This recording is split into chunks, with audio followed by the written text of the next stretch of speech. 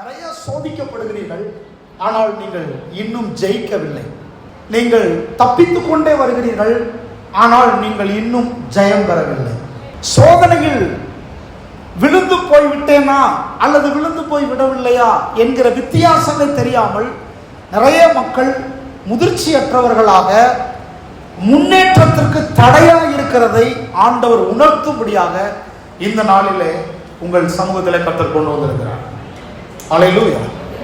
கர்த்தர் சில காரியங்களை நீங்கள் மனம் திறந்து ஏற்றுக்கொள்ள வேண்டும் என்று விரும்புகிறார். ஏனென்றால் உங்களுடைய வாழ்க்கையின் மேல் ஒரு பெரிய நோக்கம் நிறைவேறும்படியாக கர்த்தர் உங்களை இவ்வளவு பெரிய உலகத்திலிருந்து வேறு பிரித்து இந்த இடத்திற்குள்ளே கர்த்தர் கொண்டு வந்திருக்கிறார். ஒரு பெரிய நோக்கம் உங்கள் தலையின் மேல் வைக்கப்பட்டிருக்கிறது. ஒரு பெரிய நோக்கத்தின் நிறைவேறுதலுக்காக நீங்கள் விசேஷமானவர்களாய் டிசைன் பண்ணப்பட்டிருக்கிறீர்கள். உங்களுடைய டிசைனே விசேஷமானது. நீங்கள் உங்களுடைய வாழ்க்கையில் நடக்கிற எந்த ஒன்றிலும் இருந்து தப்பிக்கவே முடியாது. அதில் நீங்கள் ஜெயித்தே ஆக வேண்டும். அதை நீங்கள் கடந்து போயே ஆக வேண்டும். அதை நீங்கள் சந்தித்தே ஆக வேண்டும். எதுவரையிலும் என்றால் பிதாவின் நோக்கம் உங்கள் வாழ்க்கையில் நிறைவேறி முடிகிற வரையிலும் நீங்கள் அதை சந்தித்தே ஆக வேண்டும்.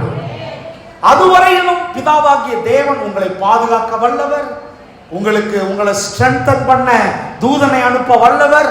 உங்களை எல்லா ரீதியிலும் உங்களை காக்க வல்லவர். உங்களுடைய வாழ்க்கையின் நோக்கத்தின் நிறைவேறுதலுக்காகவே கர்த்தர் நீங்கள் விரும்புகிற அத்தனையும் உங்களுக்கு கொடுக்க வல்லவர். ஆண்டு சொல்றார், நீங்க ஒரு நாளும் உங்களுடைய தேவைகளை குறித்து கவலைப்பட வேண்டிய அவசியம் இல்லை. உங்களிடத்தில் இல்லாததை குறித்து கவலைப்பட வேண்டிய அவசியம் இல்லை. திருமணத்தை குறித்து கவலைப்பட வேண்டிய அவசியம் இல்லை. பிள்ளை பேரை குறித்து கவலைப்பட வேண்டிய அவசியம் இல்லை. சாப்பாட்டை குறித்து, தண்ணீரை குறித்து, உடைகளை குறித்து, நீங்கள் உங்கள் வாழ்க்கையில் நீங்கள் எண்ணத்தை எல்லாம் அடிப்படையாய் கொண்டிருக்கிறீர்களோ அவைகளையெல்லாம் நீங்கள் ஆண்டவரிடத்திலே கேட்டு ஜெபித்து பெற்றுக்கொள்ள வேண்டும் என்ற அவசியம் இல்லை.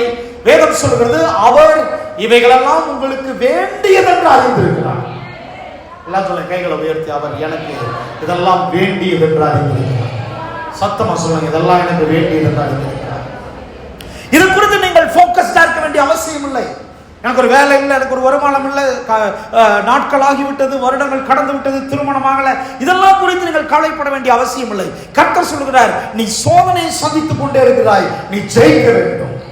நீ பிசாசை சந்தித்துக் கொண்டே இருக்கிறாய், நீ ஜெயிக்க வேண்டும். சில சமயங்களில் நீங்கள் சோதனையை சந்திப்பதே உங்களுக்கு தெரியாமல் இருக்குது. சில சமயங்கள் உங்களோட பேசிக் கொண்டிருக்கிற நபர் பிசாசா ஆவியானவரா என்பதே உங்களுக்கு தெரியாமல் இருக்கிறது.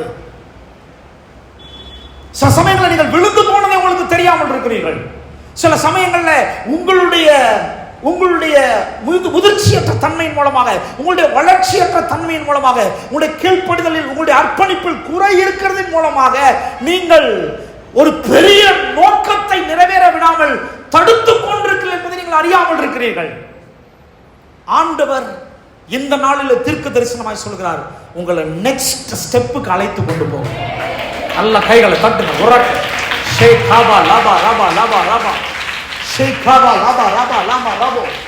லூக்கா 4ஆம் அதிகாரத்தையும் லூக்கா 22ஆம் அதிகாரத்தையும் ஏன் நான் வாசிக்க சொன்னேன்? லூக்கா 4ஆம் அதிகாரத்தில் இயேசு அப்போதுதான் ஞானஸ்நானம் எடுத்திருக்கிறார். நீங்க மத்தேயு 4ஆம் அதிகாரத்தை வாசித்து பார்த்தீங்கன்னா, வீட்டில் போய் வாசித்து பாருங்க. மத்தேயு 4, லூக்கா 4 ரெண்டுமே இயேசு கிறிஸ்துவினுடைய அந்த வனாந்தர சோதனை பற்றி சொல்லப்பட்டிருக்கிறது. அதற்கு முன்பாக லூக்கா 3ல வாசிக்காதீங்க, லூக்கா 3ல இருக்காது, மத்தேயு 3ல வாசித்தீங்கன்னா அப்பொழுதுதான் இயேசு ஞானஸ்நானம் எடுத்திருக்கிறார். ஞானஸ்நானம் எடுக்கும் பொழுது பிதாவாகிய தேவன் அவரிடத்துல வந்து, இவர் என் நேசகுமாரன், இவரில் நான் பிரியமாய் இருக்கிறேன் என்று சொல்லி இருக்கிறார். ஆமென். பரிசுத்த ஆவியானவர் புறாவை போல வந்து இறங்கினார். இப்பொழுது ஞானஸ்நானம் எடுத்த ஒரு வாலிப பையன், எத்தனை பேர் ஆமென் சொல்றீங்க? அல்லேலூயா. பல சமயங்களில் நாம் ஞானஸ்நானம் எடுத்த நபர் போலவே பிசாசை சந்தித்துக் கொண்டிருக்கிறோம், சோதனைகளை சந்தித்துக் கொண்டிருக்கிறோம். நாம் 22ஆம் அதிகாரத்திற்கு இன்னும் முன்னேறி வரவில்லை என்று கர்த்தர் சொல்கிறார். இன்னும் முதிர்ச்சி அடையவில்லை, நீங்கள் இன்னும் பக்குவம் அடையவில்லை. 3ஆம் அதிகாரத்தில் ஞானஸ்நானம் எடுத்த நபர் 4ஆம் அதிகாரத்திலே வனாந்தரத்தில் இருக்கிறார். கர்த்தர் இன்றைக்கு உங்களை பார்த்து பேசுகிறார், நீ எவ்வளவு வருடங்கள் ஆகிவிட்டது ஞானஸ்நானம் எடுத்து, நீ இன்னுமா 4ஆம் அதிகாரத்தில் நிற்கிறாய்? இன்னுமா நீ வனாந்தரத்தில் நிற்கிறாய்? இன்னுமா நீ பிசாசை சந்தித்துக் கொண்டிருக்கிறாய்? இன்னுமா நீ போராட்டங்களை, சோதனைகளை சந்தித்துக் கொண்டிருக்கிறாய்? நீ இன்னும் அற்புதங்கள் நடக்கவில்லையா?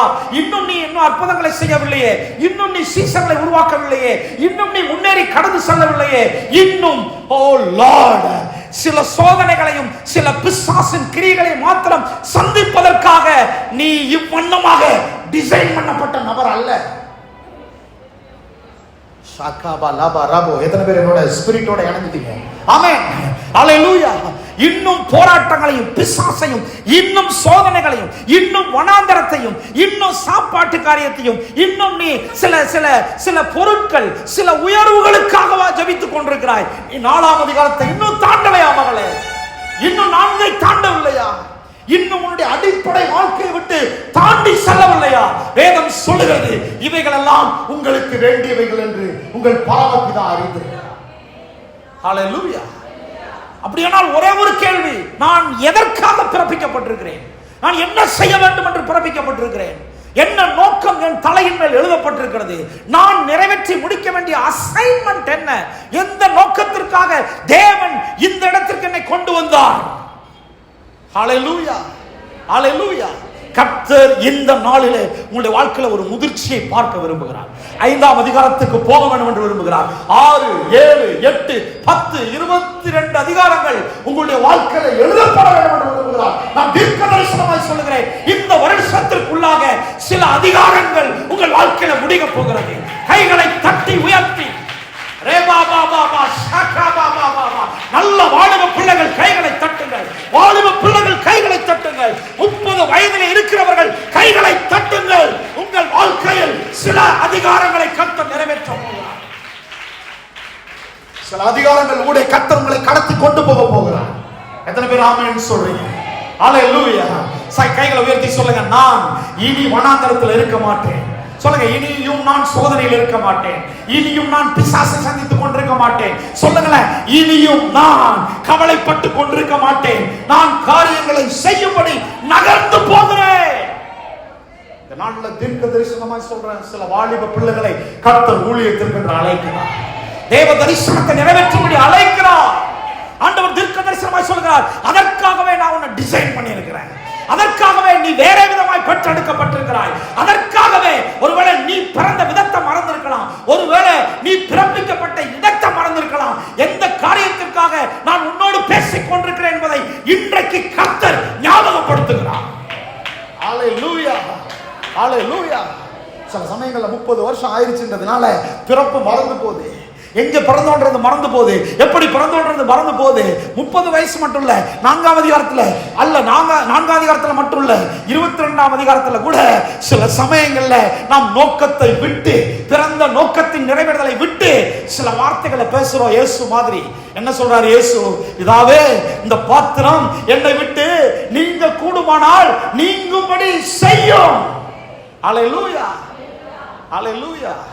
இந்த இடத்துல பிதா சொன்னார், அதற்காகவா நான் உன்னை வேற விதமா பெற்றெடுத்தேன்.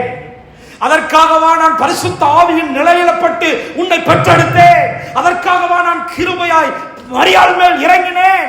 அதற்காகவா ஆண்டவர் இன்னைக்கு பார்த்து கேட்கிறார், சில சுமைகளை கர்த்தர் உங்கள் மேல் வைத்திருப்பாரையானால், சில நோக்கங்கள் நிறைவேறும்படிக்கு சில பாரங்களை நீங்கள் சுமந்து கொண்டிருப்பீர்களே, ஆனால் கர்த்தர் சொல்லுகிறார், இந்த பாத்திரத்தை நீதான் பானம் பண்ண வேண்டும்.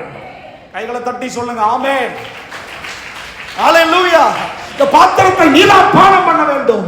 இந்த பாத்திரம் உன்னால் மாத்திரம் தான் பானம் பண்ண முடியும். இயேசு சொன்னார், இந்த பாத்திரத்தை நான் மட்டுமே பானம் பண்ண முடியும். இந்த பகுதியிலே நான் மட்டுமே பிரயாணப்பட முடியும். என்னோடு இருக்கிற எந்த சீசன் வர முடியாது. இன்றைக்கு நான் தீர்க்க தரிசனமாய் சொல்கிறேன், உங்களுடைய தனிப்பட்ட வாழ்க்கையிலே தேவன் வைத்திருக்கிற சில சுமைகளை நீங்கள் தான் தீர்க்க முடியும். நீங்கள் தான் சுமக்க முடியும். நீங்கள் தான் அதை சிலுவையிலே ஏற்ற முடியும். கை தட்டி ஒரு ஆமென் சொல்லுங்க. மூலமாக பண்ண போறேன். நீங்க சொல்றீங்க, ஆண்டவரே என் கூட இருக்கிற சில சீசர்கள்லாம் தூங்கிட்டு இருக்காங்களே ஆண்டவரே. கர்த்தர் சொல்றாரு, இன்னைக்கு அவங்க தூங்கட்டும், அப்போஸ்தலர் நடவடிக்கைகள் அவங்கள பாத்துக்கிறேன். கை தட்ட மாட்டேன்றீங்களே, ஆமென், ஹல்லேலூயா. பக்கத்துல கேட்டு சொல்லுங்க, இன்னைக்கு தூங்கட்டும் அவங்க. சொல்லுங்க, இன்னைக்கு தூங்கட்டும். சொல்லுங்க, இன்னைக்கு தூங்கட்டும். இன்னைக்கு ஏன் டைம் சொல்லுங்க, ஏன் வேலை. ஓ ராபா லாபா ராபோ ஷபா லாபா. தூங்குறவங்களை குறித்து கவலைப்படாதீங்க. ஆமென். ரொம்ப அங்க பைபிள் சொல்லுதுன்னா 22 அதிகாரத்துல அவர்கள் தூக்க மயக்கத்தினால் தூங்கலையாம், துக்கத்தினால் தூங்கி விட்டார்களாம். வாசிக்கிறீங்களா? எப்படி தூங்குனாங்க? சில சமயங்கள் துக்கத்தினால் தூங்குறாங்க பாருங்க. துக்கம் இருக்குமா எப்படி தூங்க முடியும்? தூங்க முடியுமா? தூங்க முடியும். அங்க போட்டிருக்கு துக்கத்தினாலே அவர்கள் தூங்கி விட்டார்கள். ஹல்லேலூயா. இன்னைக்கு தூங்கட்டும் சொல்லுங்க. என்னைக்கு தூங்கட்டும் சொல்லுங்க. என்னைக்கு தூங்கட்டும். இனிமேல் அவர்களால் தூங்கவே முடியாது. அந்த நாட்கள் வந்து கொண்டிருக்கிறது. ஹல்லேலூயா. அப்படின்னா என்ன அர்த்தம்? இந்த பூமியிலே பிறப்பிக்கப்பட்டிருக்கிற ஒவ்வொரு மனுஷனை குறித்தும் கடவுளுக்கு நோக்கம் இருக்கிறது, கடவுளுக்கு சித்தம் இருக்கிறது. யாரும் அதை விட்டு தப்பிக்க முடியாது. யாரும் அதை நிறைவேற்றாமல் எஸ்கேப் ஆக முடியாது.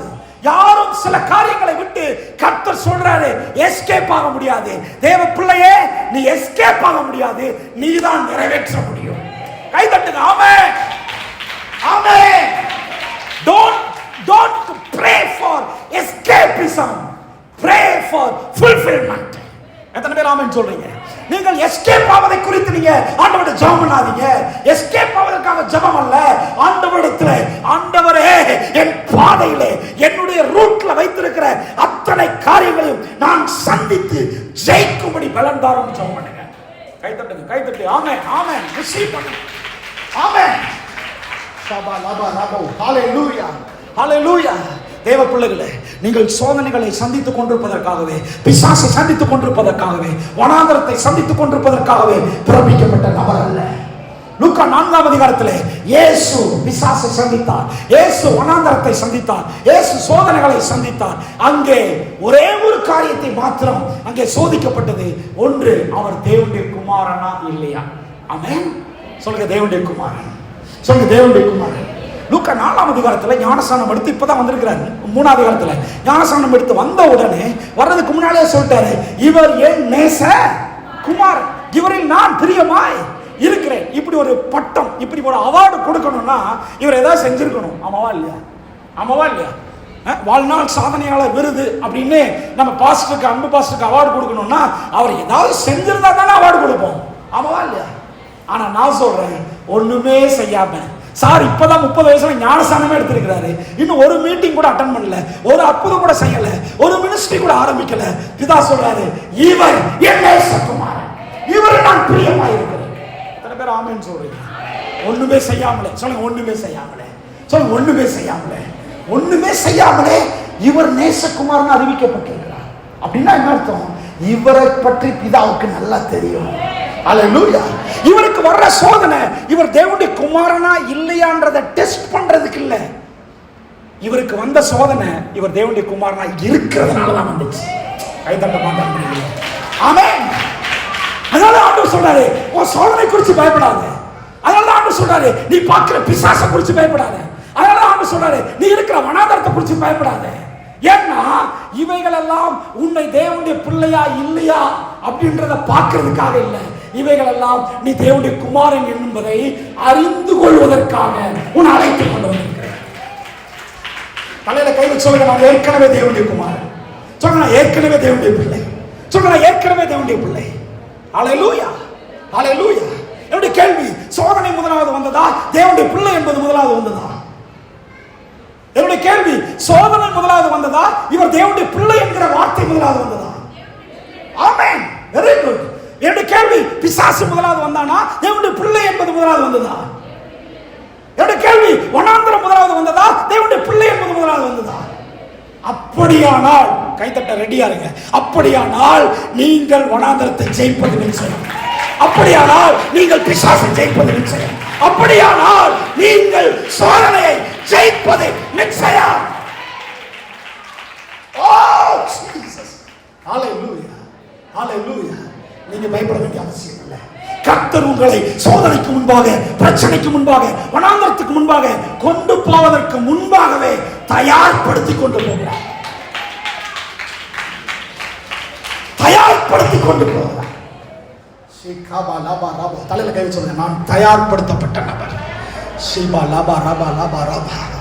நீங்கள் தயார்படுத்தப்பட்ட நபர். எப்பொழுது நீங்கள் ஞானஸ்நானம் எடுக்கிறீர்களோ, கடவுளுக்கு உங்களுடைய வாழ்க்கையை ஒப்புக் கொடுக்கிறீர்களோ, அங்கே தேவனுடைய சித்தத்தை நிறைவேற்றும்படியாக தயார்படுத்தப்பட்டிருக்கிறீர்கள் என்பதை நிரூபிக்கிறீர்கள். ஞானஸ்நானம் எடுக்காத கை தூக்க பார்ப்போம். சபையில் ஞானஸ்நானம் எடுக்காத கை தூக்குங்க. வாலிப பிள்ளைகள் ஞானஸ்நானத்துக்கு சீக்கிரம் ஒப்பு கொடுங்க.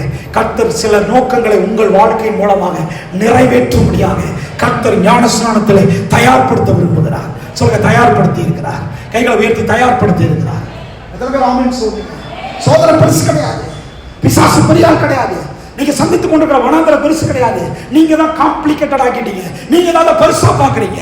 கர்த்தர் சொல்றாரு, நீ அதனாலதான் பயப்படுற, நீ அதை பார்த்து பயப்படுற, நீ அவனை பார்த்து பயப்படுற, நீ அந்த பிரச்சனையை பார்த்து பயப்படுற, நீ இருக்கிற இடத்தை பார்த்து பயப்படுற. கர்த்தர் சொல்றாரு, நீ கடைசியா பார்க்க வேண்டிய நபர் நீ யாருன்னு பாரு.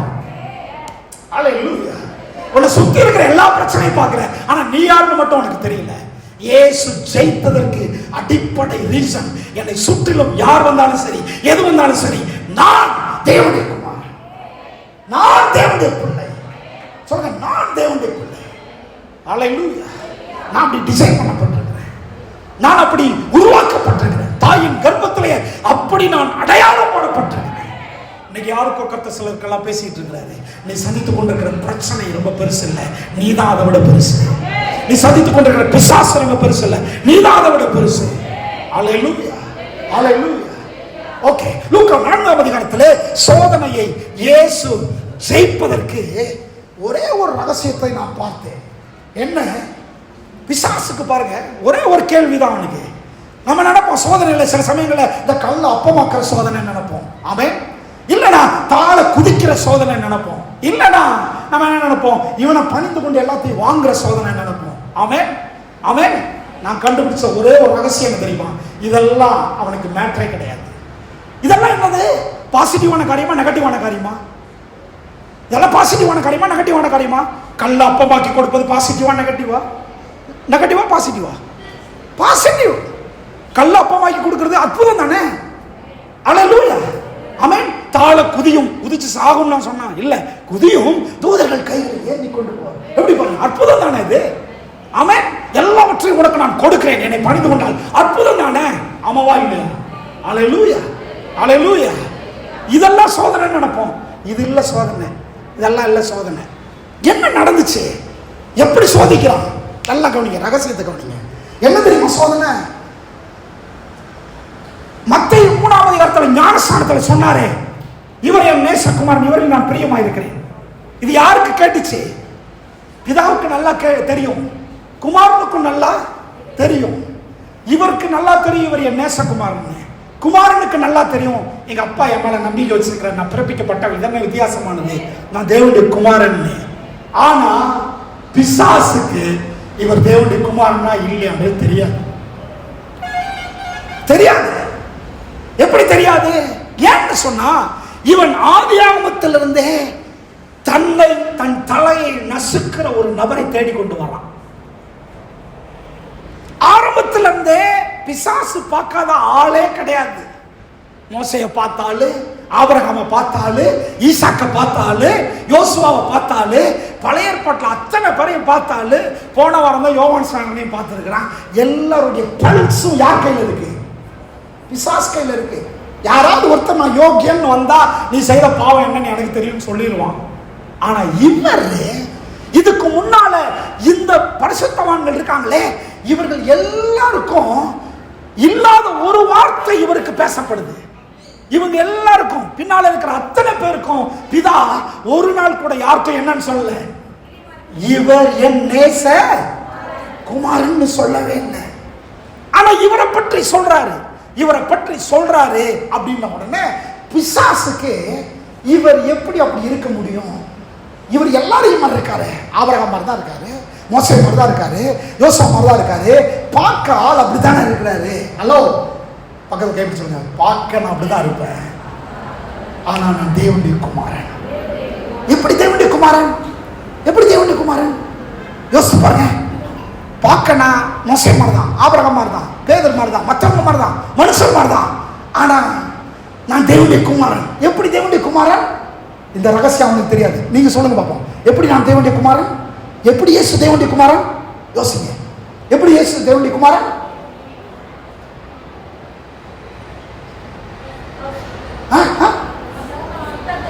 Very good.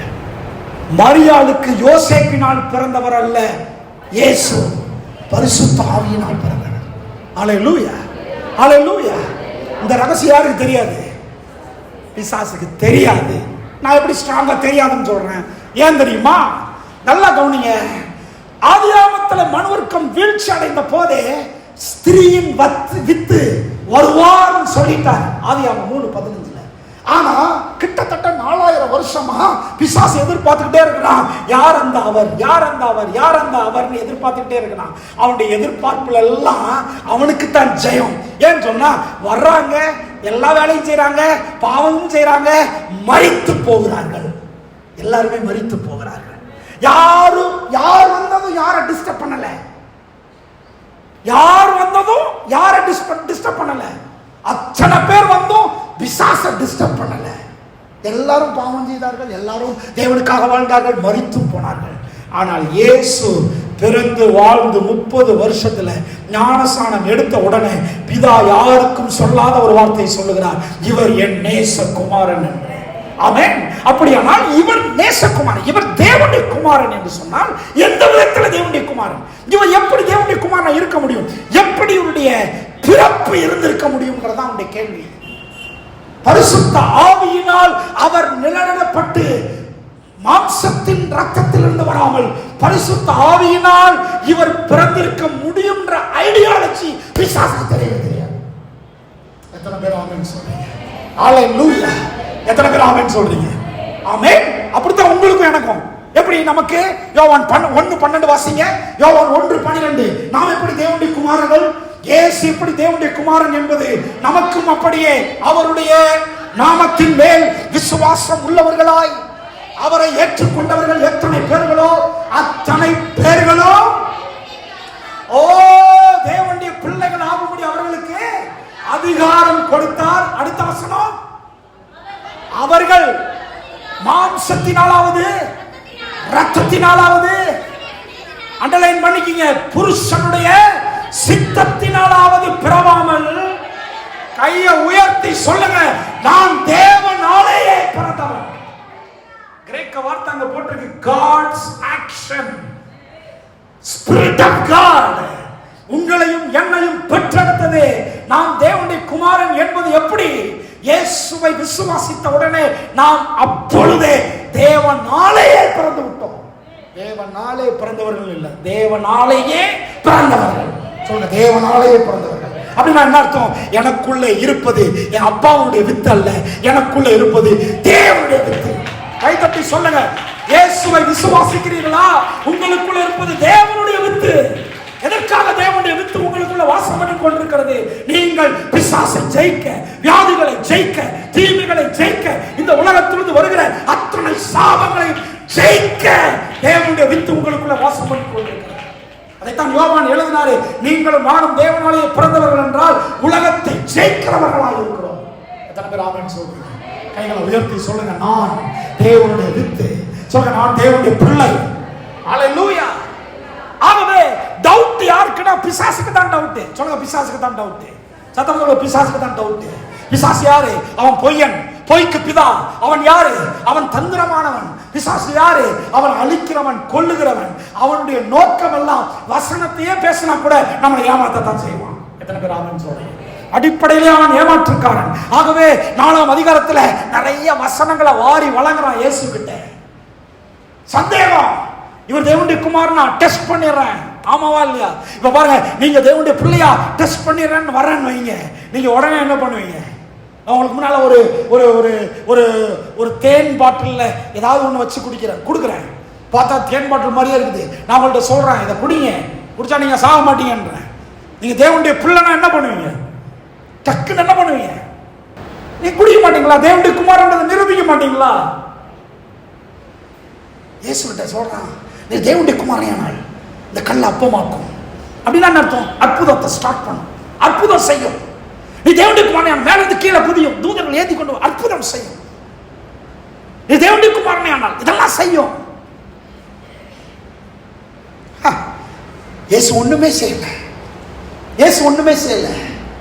அதனாலே தான் அவர் தேவனுடைய குமாரன்.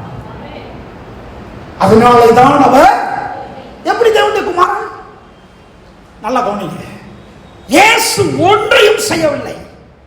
இயேசுவுக்கு கல்ல அப்பமாக்குற விஷயத்தை, கல்ல அப்பமாக்கி காட்டுற விஷயத்தை அவர் அடுத்த அதிகாரத்தில் வச்சிருக்காரு யோவான்ல. ஆமாவா இல்லையா? 5 அப்பம் 2 மீன் 5000 பேருக்கு ஆசீர்வதிச்சு வச்சு காமிக்கிறேன், கொஞ்ச நாள் பொறுத்துக்கோ, இன்னைக்கு இல்ல மேட்ரு. சொல்லுங்க, இன்னைக்கு இல்ல. ஆமென். அது என்னுடைய லைஃப் ஸ்டைல். அற்புதம் செய்வது என்னுடைய லைஃப் ஸ்டைல்.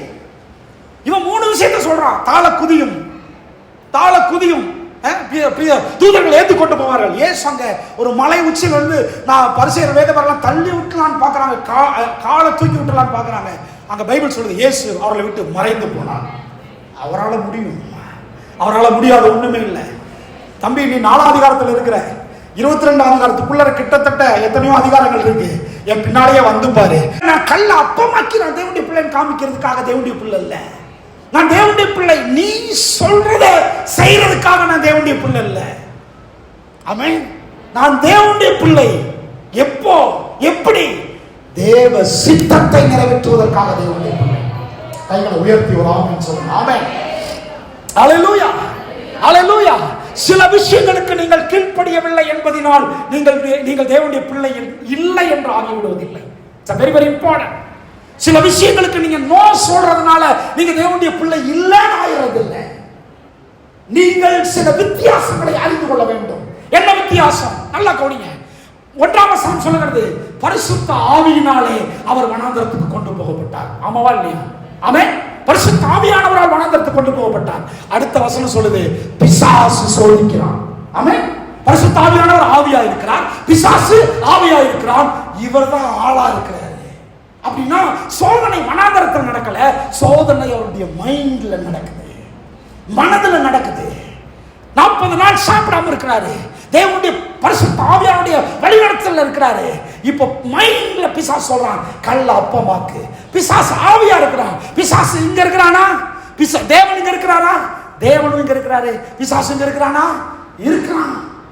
சில சமயங்கள்ல நமக்கு ஆள் அடையாளம் தெரியாது, ஆனா மைண்ட்ல என்ன நடக்குதுன்னு செக் பண்ணணும். பிசாசு மனதுல சோதிக்கிறான். கல் அப்பமாக்கு, மேல இருந்து குதி, இதெல்லாம் மனதுல நடக்குது. நிறைய பேர் சொல்லுவாங்க எல்லாம் வனாந்தரத்துல சோதனை. இல்ல, வனாந்தரம் என்கிற பிளேஸ்ல மட்டும் சோதனை இல்ல, எங்க போனாலும் சோதனை இருக்கும். ஏன்னா சோதனை என்பது ஒரு பிளேஸ்ல இல்ல, சோதனை என்பது மனதுல. எத்தனை பேர் ஆமென் சொல்லுங்க? அல்லேலூயா. மனதுல ரிப்ளை பண்றாரு, மனதை ஜெயிக்கிறாரு. அப்படின்னா என்ன அர்த்தம்? சோதனையை ஜெயிப்பதற்கு முன்பாகவே நீங்கள் தேவனுடைய பிள்ளையால் ஆக்கப்பட்டிருக்கிறீர்கள். சோதனை பெரிதல்ல, பிசாசு பெரிதல்ல. உங்களுக்குள்ளே சோதனை வரும்போதே ஒன்றை புரிந்து கொள்ள வேண்டும், நான் தேவனுடைய பிள்ளையா இருக்கிறதுனால தான் சோதனை வருகிறது. அல்லேலூயா. இன்னும் ஒரே ஒரு பாயிண்ட் சொல்லி முடிக்க விரும்புகிறேன். எதற்காக சோதனை வருகிறது? எதற்காக பிசாசு வருகிறான்? ஒன்றே ஒன்று, நீங்கள் பிசாசையும் சோதனையும் ஜெயிக்க வேண்டும் என்பதற்காக அல்ல, உங்கள் வாழ்க்கையின் நோக்கத்தின் சித்தத்தின் அந்த நிறைவேறுதல் நடந்துவிடக் கூடாது என்பதற்காக சோதிக்க வருகிறான். Very very important. எத்தனை பேர் ஆமென் சொல்றீங்க? நான் சொல்ல புரியுதா உங்களுக்கு? நீங்க பிசாசை ஜெயிக்கணும், நீங்க சோதனை ஜெயிக்கணும் என்பதற்காக அது வரல. உங்களுடைய வாழ்க்கையின் நோக்கம் நிறைவேறி விடக்கூடாது என்பதற்காக பிசாசும் சோதனை வருகிறது. எத்தனை பேர் ஆமென் சொல்றீங்க? அல்லேலூயா. நான் என்ன கேட்கிறேன், 4ஆம் அதிகாரத்துல பிசாசை ஜெயிச்சிட்டாரு, சோதனையை ஜெயிச்சிட்டாரு, அதுக்கப்புறம் பிசாசு வரவே இல்லையா? வந்தான். ஒரு முறை இயேசு சொன்னார், நான் 3 நாள் நான் மரிக்க வேண்டும், நான் அடக்கம் பண்ணப்பட வேண்டும், பாடுபட வேண்டும் சொன்ன உடனே பேதுரு சொன்னாரு, இது உமக்கு நேரிடக்கூடாதுன்னு சொன்னாரு. நேரிடக்கூடாதுன்னு சொன்ன உடனே பேதுருவை பார்த்து, ஏன் பேதுரு இப்படி பேசுற அப்படியா சொன்னாரு? இல்ல, அப்பாலே போ. அப்படின்னா என்ன அர்த்தம்? நான் சொல்லுகிறேன், உங்கள் வாழ்க்கையின் நோக்கத்தின் நிறைவேறுதல் வரையிலும் பிசாசு உங்களை பின்தொடர்ந்து கொண்டே இருப்பான். எத்தனை பேர் ஆமென் சொல்றீங்க? அல்லேலூயா. பயப்படுறீங்களா? நான் சொல்லுகிறேன், பிசாசு பின்தொடரட்டும், பிரச்சனை பின்தொடரட்டும், சோதனை பின்தொடரட்டும், அதற்கு முன்பாகவே நீங்கள் தேவனுடைய பிள்ளைகளாக ஆக்கப்பட்டிருக்கிறீர்கள். ஜெயம் உங்களுடையது. உங்கள் வாழ்க்கை நோக்கத்தின் நிறைவேறலை விட்டு நீங்க எஸ்கேப் ஆகவே முடியாது. ஆமென். அப்படின்னா என்ன அர்த்தம்? ஒரே ஒரு பாயிண்ட் தான். 4ஆம் அதிகாரத்திலே சோதனையை ஜெயிப்பதற்கு அவர் வார்த்தையை கொண்டு ஜெயித்தார். 22ஆம் அதிகாரத்திலே தன் வாழ்க்கையின் நோக்கத்தை நிறைவேற்றுவதற்காக அர்ப்பணிக்கவும் கீழ்ப்படியவும் தன்னை முதிர்ச்சியுள்ளவராக்கிக் கொண்டார். It's a very very important. நீங்கள் ஜெயிக்க வேண்டும். நீங்கள் சோதிக்கப்பட்டுக் கொண்டே இருக்கக்கூடாது. நீங்கள் பிசாசை சந்தித்துக் கொண்டே இருக்கக்கூடாது என்பது உண்மைதான். ஆனால் இதுவே உங்களுடைய வாழ்க்கையின் நோக்கம் அல்ல. நீங்கள் சிலவற்றை நிறைவேற்ற வேண்டும். நீங்கள் சிலவற்றை நிறைவேற்றும்படியாக உங்கள் மேல் எழுதப்பட்டிருக்கிறது. சில காரியங்கள் உங்கள் மூலமாக நிறைவேற வேண்டும். லூக்கா 4ஆம் அதிகாரத்தில் பர்சனல் சக்சஸ், லூக்கா 22ஆம் அதிகாரத்தில் உலக ரட்சகராய் இருக்கிறார். ஷபா லபா ரபா லபா ரபா. சில சமயங்கள்ல பிசாசையும் சோதனையும் ஜெயிக்கிற வரையும் பர்சனல் சக்சஸாவே இருக்கும். ஆனால் நீங்கள் பர்சனல் சக்சஸ்ல இருந்து கர்த்தர் இந்த அட்வென்ட் சபையை பார்த்து சொல்லுகிறார், நீ தனிப்பட்ட வெற்றியில் இருந்து நீ வெளியே வர வேண்டும். வெளியே வந்து மற்றவர்களுடைய வெற்றிக்கு நீ காரணமாக வேண்டும். கைகளை தட்டி ஒரு ஆமென் சொல்லுங்க. ஆமென். உலகத்தை ரட்சிக்கிற நோக்கம் உண்மையில இருக்கிறது. மற்றவர்களை ஜெயத்திற்குள்ள நடத்துகிற நோக்கம் உண்மையில எழுதப்பட்டிருக்கிறது. லூக்கா 4ல பர்சனல் சக்சஸ், லூக்கா 22ல பப்ளிக் சக்சஸ். உலக ரட்சகருக்கு ஆகும்படியாக தன் வாழ்க்கையை அர்ப்பணிக்கிறார். எத்தனை பேர் ஆமென் சொல்றீங்க? சொல்லுங்க. அர்ப்பணிப்பு, சொல்லுங்க. கீழ்ப்படிதல். ஹalleluya. யார் அர்ப்பணிக்க முடியும்? யார் கீழ்ப்படிய முடியும்? ஒரே ஒரு நபர் தான் அர்ப்பணிக்க முடியும், கீழ்ப்படிய முடியும். யார் ஒருவர் தன்னுடைய வாழ்க்கையின் நோக்கம் தனித்துவமானது. சில காரியங்களை நான் நிறைவேற்றி முடிக்கும்படியாக என் மேல எழுதப்பட்டிருக்கிறது, என் மேல சில நோக்கங்கள் வைக்கப்பட்டிருக்கிறது. பிதா அதற்காகத்தான் என்னை இந்த பூமிக்கு அனுப்பி இருக்கிறார் என்று கண்டுபிடித்தவர்கள் மாத்திரம்தான் கீழ்ப்படிய முடியும். அர்ப்பணிக்க. நீங்கள் அர்ப்பணிக்க வேண்டும் என்று கர்த்தர் எதிர்பார்க்கிறார். நீங்கள் கீழ்ப்படிய வேண்டும் என்று கர்த்தர் எதிர்பார்க்கிறார். நம்ம எல்லாரும் எழுந்திருப்போம். ஷேகாபா லபா ரபோ ஷந்தா ரபா லபா ரபோ. எல்லாரும் கைகளை உயர்த்தி ரோஃபோ சேகேனே ரேபே காபா லபா ரபா. வாலிப பிள்ளைகள் எல்லாரும் ஒருவேளை இன்னும் நீ தனிப்பட்ட வெற்றியில் இருக்கிறியா? இன்னும் நீ தனிப்பட்ட போராட்டத்திலே இருக்கிறியா? இன்னும் தனிப்பட்ட சோதனையிலே இருக்கிறியா? ஆண்டவர் சொல்றாரு, சோதனை வருதுனாலே நீ தேவனுடைய பிள்ளையா இருக்கிறன்றதை காண்பிக்கிறது. அதை நீ ஜெயிக்க முடியும்ன்றதை காண்பிக்கிறது. உன்னால முடியும்ன்றதை காண்பிக்கிறது. கர்த்தர் உன்னை கொண்டு பெரிய காரியத்தை செய்ய விரும்புகிறார் என்பதை காண்பிக்க விரும்புகிறது. அதோட நின்றாதீங்க, அதோட முட்டுக்கட்ட போட்டாதீங்க.